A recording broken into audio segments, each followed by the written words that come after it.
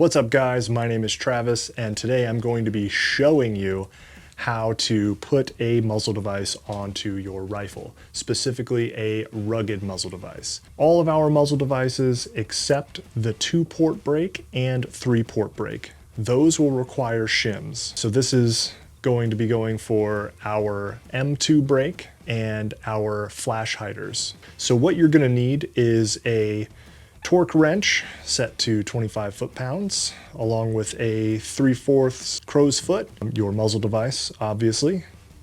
Some red Loctite 272, that is what we recommend for our rifle muzzle devices, you know, a rag.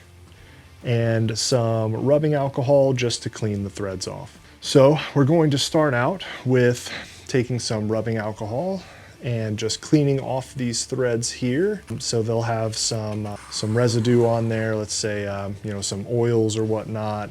You know, we really want to kind of get that off, make them nice and dry. You can let them sit and air dry if you'd like, either or would be fine. Let's see how well we did. All right, they look pretty dry. We're gonna do the same thing to the muzzle device.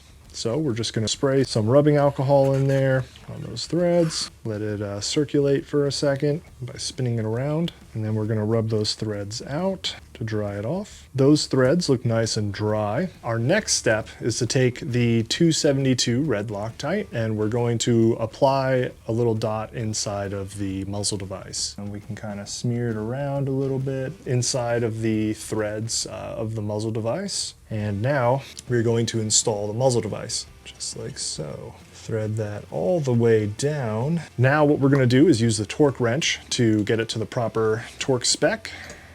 Always remember to use a vise as well. It's very helpful in holding it in place.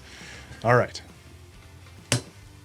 So now that we've got that locked in place, 25 foot-pounds, some red Loctite, we will follow the instructions and let it cure. And then you are ready to go to install your suppressor.